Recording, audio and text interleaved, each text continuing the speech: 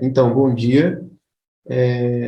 Nós ficamos, né, com a patologia das seguintes doenças infecciosas: herpes simplex, herpes zoster, varicela e sífilis. A minha equipe é composta pelo Evandro, pelo Olavo, pelo Lucas, pelo Matheus e por mim, Lamarck.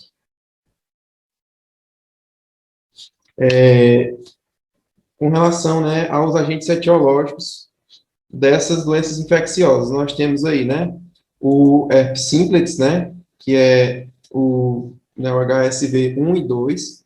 No caso, o HSV 1 vai causar, né, lesões orais e o HSV 2 vai causar lesões genitais. Pode ocorrer inversão disso, mas é bem raro. Temos ainda, né, a herpes zoster e a varicela, que são causadas pelo mesmo vírus, né, o vírus, né, o herpes vírus humano 3, né, que a sigla aí tá HV3, porque é Human Herpes Virus, né, em inglês. E, por fim, nós temos, né, o treponema pálido, que causa a sífilis. E nós temos aqui, né, as seguintes definições, né, a infecção, né, que é uma invasão, né, de micro-organismos em um determinado local do corpo, com a multiplicação daquele agente, né, e consequente resposta do hospedeiro. Essa resposta, né, envolve a resposta inata, né, composta pelos fagócitos, pelo complemento e algumas barreiras, e assim como a resposta imune adquirida, né, que aí se envolve os linfócitos, né, seus subtipos B, com a produção de anticorpo, e linfócitos T, CD4 e CD8, né, com as suas respectivas respostas de acordo com a natureza do agente. Nós temos, né, a definição de doença infecciosa, né, que ela é configurada quando ocorre a multiplicação dos micro-organismos e ocorre a lesão das células, né, tecidos ou organismos como um todo, né, sendo possível detectar sinais e sintomas. Pode, né, ser decorrente, né, da multiplicação em si, né, assim como de produtos tóxicos produzidos pelo micro-organismo, produzidos pelos patógenos. Então, nós temos aqui as lesões elementares da herpes simplex, né, que são um grupo, né, de vesículas sobre uma base eritematória, né, vesículas a gente entende como uma lesão elementar de conteúdo seroso, né, medindo de 0,5 a 1 centímetro, a depender do autor, né, acima de 1 centímetro a gente vai configurar como uma bolha, e a topografia dela, a localização, vai ser para o vírus HSV1, né, os lábios, né, região oral, na verdade, e o HSV2 na região genital. Na primeira imagem a gente tem, né, na região genital feminina, né, no lado direito da primeira imagem, no pênis, na região genital masculina, e na segunda imagem a gente tem, né, aí próximo do lábio, né. Então, e com relação à transmissão, né, a transmissão ocorre por contato pessoal, né, uma doença que exige contato pessoal, né, íntimo, né, para ocorrer essa transmissão. A primeira infecção herpética, ela acontece, né, geralmente em crianças de 1 a 5 anos, né, que elas nunca tiveram contato com esse vírus, e em adultos, geralmente, é por contato sexual. A gente tem que ter em mente que 70 a 90% da população, né, ela é portadora desse vírus, né, do vírus da herpes. O tempo de incubação vai girar em torno de 3 a 10 dias, em torno de 3 a 10 dias, e, em geral, subclínica, né, sem sintomas. Após essa infecção primária, né, o vírus pode ficar em estado de latência, né, e ele pode, né, migrar, né, para gânglios, né, dos nervos cranianos ou da medula, né, ou da medula, e, posteriormente, né, por um estímulo que depende, né, do estímulo variável, ele pode retornar à pele, né, às mucosas, né, produzindo uma recidiva dessa doença.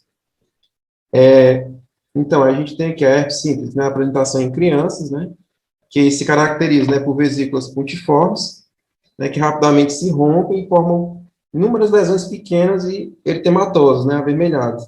Essas lesões iniciais, elas aumentam um pouco de tamanho e aí desenvolvem áreas centrais, né, com ulceração e recobertas por uma fibrina amarela. Ocorre em crianças, né, de 6 meses a 5 anos.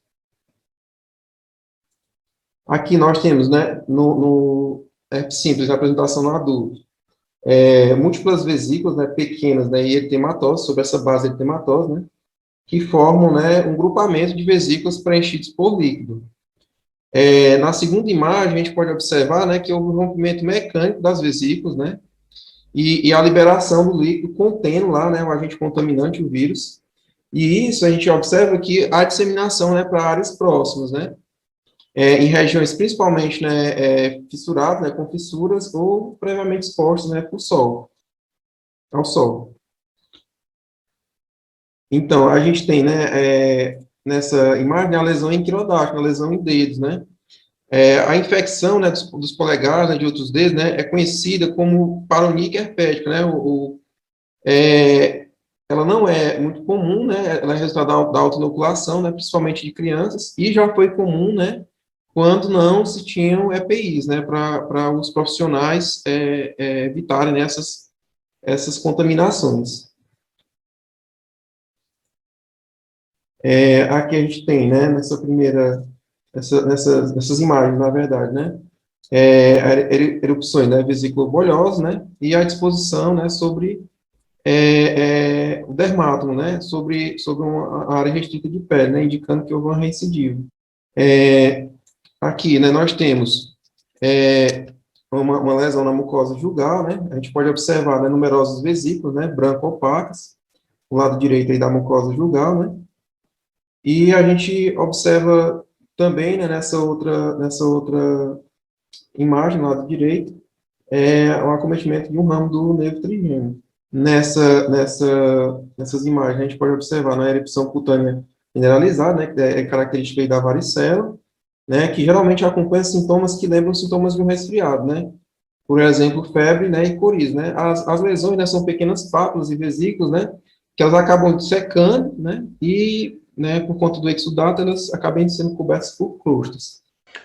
Bom, então agora eu vou falar aqui das questões histopatológicas, né, da herpes. Aqui a gente vai começar da herpes simples, mas a gente vai ver que a histopatologia, tanto da herpes simples quanto da herpes zoster ou da varicela, são bem próximas aí.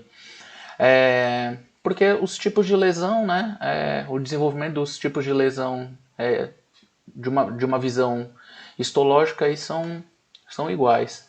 A questão das degenerações que a gente consegue observar aqui nessa primeira figura, né? A degeneração reticular aqui, mais presente no topo. Quando a gente coloca aqui no topo ou na base, que foi como o Bogliolo trouxe pra gente, mas a gente tem que imaginar essas duas degenerações acontecendo da mesma, juntas, né, concomitantes. Porque aqui, basicamente, no topo, o que a gente vê? A gente vê essa ruptura, né, das células. Então, essas vesículas aqui formadas são graças às rupturas das células por conta de um edema intracelular, né? Então, isso daqui vai acontecer essa delimitação e formando esses múltiplos locos aqui na epiderme. Já aqui nessa parte mais baixa, aqui a gente tem o que? Nessa base, a gente tem a degeneração do tipo balonizante, né? Que também é graças às células epiteliais, só que aqui a gente vai ter a presença das células epiteliais unimultinucleadas, né? Com o citoplasma mais claro. Então isso que a gente não consegue ver tão bem visto, essa degeneração nesse aumento. No próximo aumento a gente vai conseguir ver melhor. Aqui, ó, a gente vê as células aqui já da base, ó, as células epiteliais, então essas que estão destacadas aqui no maior aumento, a gente consegue ver, observar, ó, células multi e uninucleadas aqui, ó. Então a gente consegue trazer as duas. Lembrando que quando é achado uma célula gigante multinucleada, se confirma o diagnóstico aqui da herpes. Então, que a gente também vai conseguir ver numa próxima figura. A gente também consegue fazer observação de inclusões virais que a gente não consegue ver aqui nessa imagem, mas elas são bem eosinofílicas, né, bem clarinhas mesmo, porque a gente consegue ver, na verdade, o que a gente chama de corpúsculos eosinofílicos, né, que são os corpúsculos de Lipschutz. Esses corpúsculos eles ficam na margem aqui das vesículas e são corpúsculos bem clarinhos que é um pouquinho mais difícil a observação. Então aqui sim a gente já consegue ver, ó, a célula, ó, gigante multinucleada. Então a partir daqui a gente consegue já dar esse diagnóstico, tá bom? Mas Entretanto, aqui a gente consegue trazer algumas outras características. Ó. Aqui tem a fragmentação nuclear, ó, os núcleos com as suas cromatinas bem nas periferias. A gente tem a questão da eosinofilia do citoplasma. Ó. A gente percebe aqui essa eosinofilia. E, além disso, a gente tem células desprendidas aqui, ó, nessa figura de menor aumento ou nessa de maior aumento, algumas células que estão desprendidas dentro dessas vesículas, né, que graças à acantólise que aconteceu. A acantólise que é o desprendimento da camada espinhosa, né, da pele. Então essas fendas, essas vesículas aqui, ó, essas fendas e vesículas, são através de um processo chamado de acantólise, e essas células epiteliais que ficam aqui desprendidas são chamadas de células de Tzanck. Então a gente consegue ver aqui, por exemplo, ó, um edema, certo? Aqui, ó, a gente falando sobre herpes zoster, ó, na lesão, o tipo de diagnóstico aqui que a gente vai procurar vai ser para o mesmo, né? Ou seja, o achado aqui dessa célula multinuclear fecha também aqui o diagnóstico, né? Aqui é utilizado o diagnóstico de Tzanck, que é o mesmo que dá o nome àquelas células desprendidas, né? Então, esse diagnóstico é feito a partir de um raspado, tá bom? É um raspado da base das vesicobolhas e a gente consegue fazer esse diagnóstico através desse raspado. Caso não consiga fazer através desse raspado, pode-se fazer o histopatológico, né? Que daí teria que produzir a lâmina através de um corte histopatológico. Bom, agora falando sobre a sífilis, que é uma infecção pelo Treponema pallidum, uma bactéria, aqui um quadro geral sobre a doença. Ela pode apresentar lesões cutâneas polimórficas, é claro, a gente vai detalhar depois as fases em que isso pode acontecer. Também possibilidade de comprometimento do sistema circulatório, nervoso e outros órgãos. E a transmissão, basicamente, de mãe para o feto, que é a transmissão vertical, ela recebe a classificação de sífilis congênita, e por contato sexual, que é a transmissão horizontal, é a sífilis adquirida. Então, aqui tem uma separação que ela é cronológica e também de acordo com a manifestação dos sintomas. Então, a sífilis recente, que ela é dividida em primária, secundária e latente, esse período ele corresponde ao primeiro ano de evolução da doença, que é o período de desenvolvimento imunitário do indivíduo na doença não tratada ou quando é tratada de forma inadequada. Existe muita resistência também por parte dos doentes em aderir ao tratamento. Então, acaba ficando recorrente, cronificando e por conseguinte, vai desenvolvendo essas fases. A primária tem uma lesão característica, que é até assim foi bom estudar esse assunto, que eu conheci um novo termo, eu não conhecia, que é o protocifiloma. Então, se a gente der uma separadinha nessa palavra para entender melhor, proto de referente à primária, cifiloma, esse sufixo oma, não de tumor, como a gente aprendeu nas aulas de neoplasia, mas é de lesão. Então, uma lesão sifilítica da fase primária, popularmente conhecida como cancro duro. É uma lesão genital externa, geralmente indolor, geralmente única, e ela é uma pápula ou placa arredondada, vermelho pardacenta, erodida ou ulcerada e com base emoldurada. A gente vai ver as imagens depois para ficar mais claro. A fase secundária, ainda dentro da sífilis recente, aí sim chega a aparecer aquilo que a gente comentou no slide anterior, as erupções polimórficas generalizadas, né? São lesões, como o nome já diz, de várias formas, não é de uma única forma. A gente também vai deixar mais claro isso quando aparecerem os slides ali das imagens dessa lesão. É um exantema morbiliforme não pruriginoso. Morbiliforme é que é semelhante, esse termo quer dizer semelhante ao sarampo, ou seja, áreas de lesões, e também a gente encontra áreas de pele saudável. O fato de ser não pruriginoso também contribui para que as pessoas não procurem, né, a assistência médica em alguns casos, porque não incomoda. Tem lá aquela lesão, é uma coisa de uma aparência um pouco estranha, né? Mas acaba a pessoa não procurando, às vezes, atendimento médico. Esse exantema é conhecido como roséola sifilítica. E, posteriormente, elas evoluem para pápulas, pústulas e úlceras, até a formação de crostas. A gente aprendeu também na aula de dermatologia, isso é um conceito bem interessante, que a lesão dermatológica não é uma imagem, não é uma foto, é um filme. Então tem durante esse desenvolvimento da lesão, ela apresenta vários aspectos. Tem também a sífilis recente, e ainda dentro dessa fase da sífilis recente, tem também a parte aí que é nominada como latente.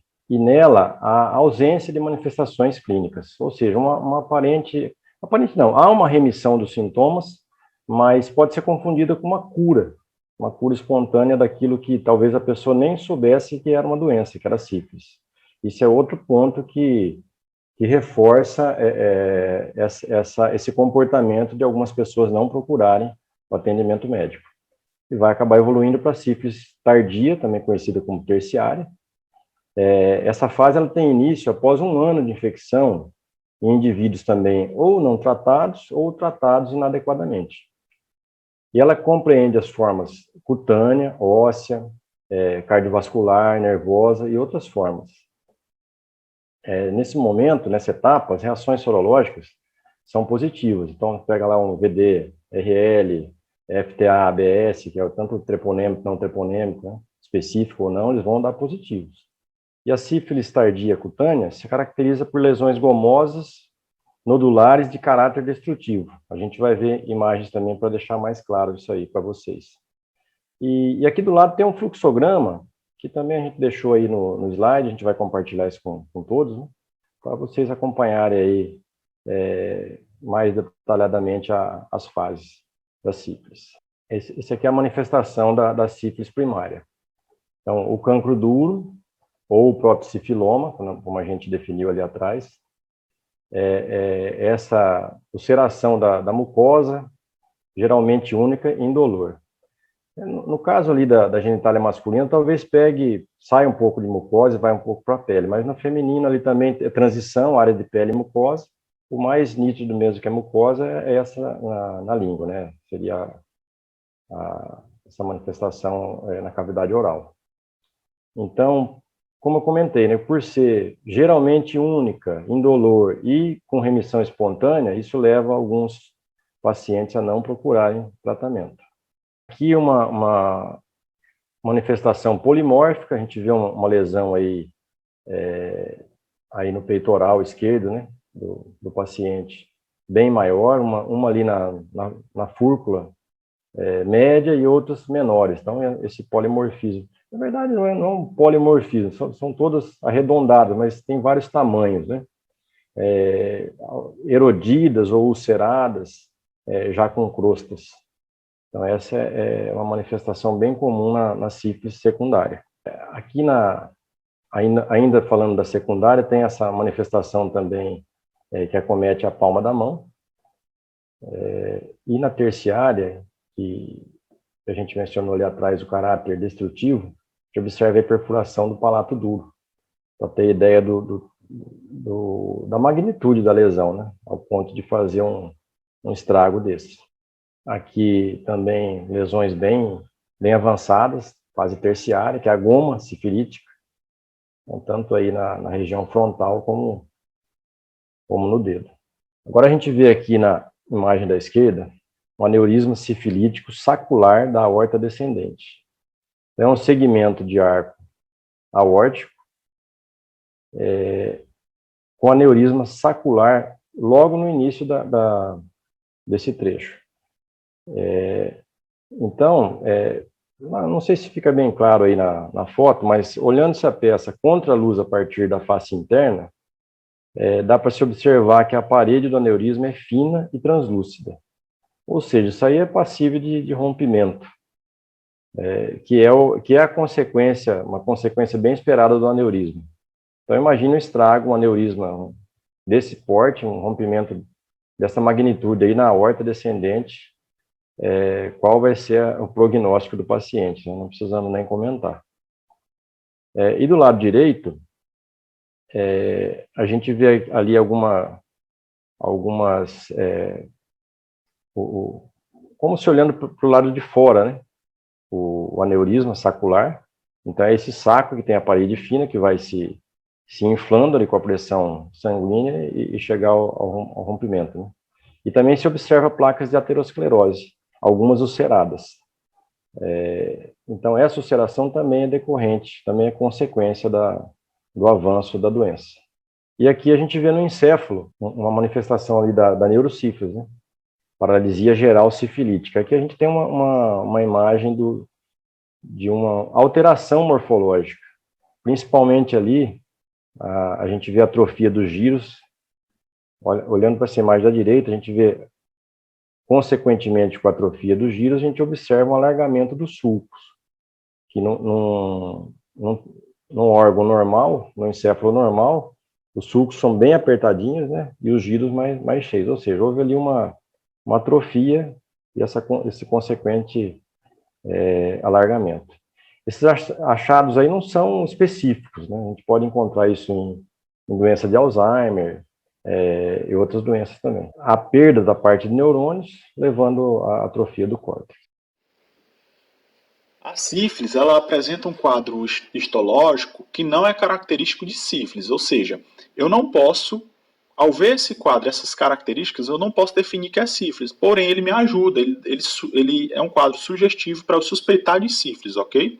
Então, o que é que eu vou ver, né? Histologicamente, nas lesões primárias, eu vou ver ali uma superfície epitelial ulcerada. As lesões secundárias, que ocorrem na sífilis secundária, além dessa superfície epitelial ulcerada, eu posso ali visualizar uma hiperplasia do tecido com a presença de espongiose, que a espongiose é o quê? A camada espinhosa, quando há aquele edema intercelular entre as células, vai haver uma pressão no qual os desmossomas vão estar mais visíveis, né? Esse aspecto espongiótico. E também vai haver exocitose, uma exocitose tanto de fibrina quanto de neutrófilos.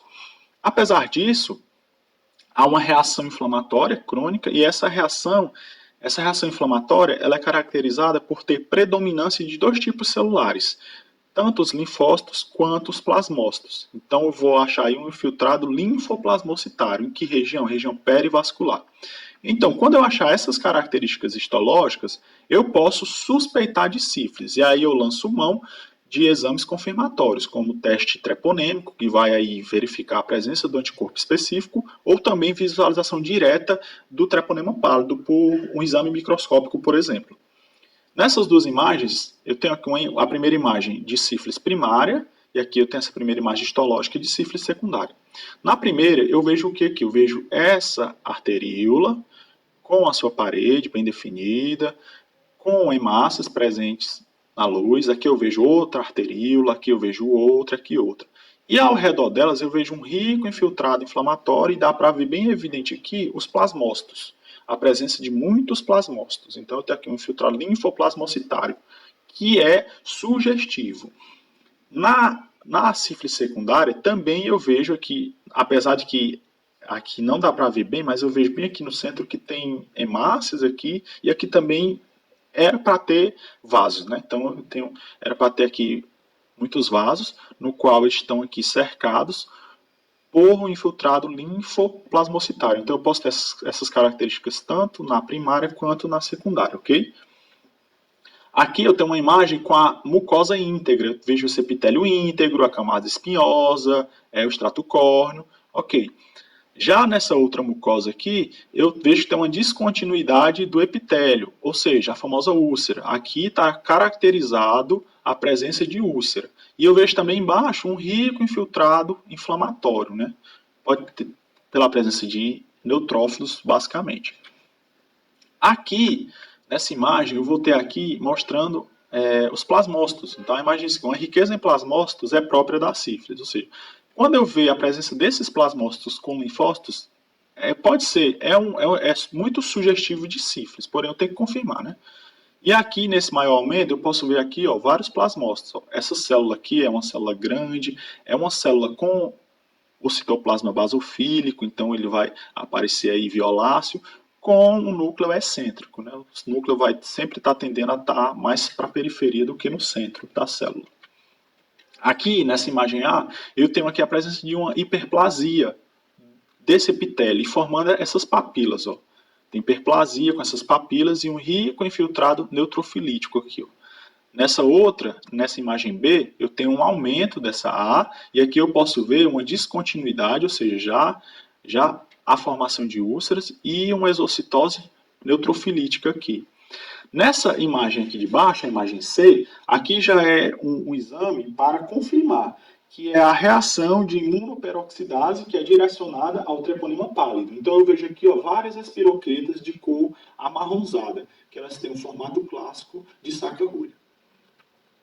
Nessa outra imagem, que já é de sífilis terciária, aqui em cima eu estou vendo duas arteríolas, duas artérias, que estão em estado normal, ou seja, sua parede delgada, cheia de hemácias, a luz bem ampla, aqui também.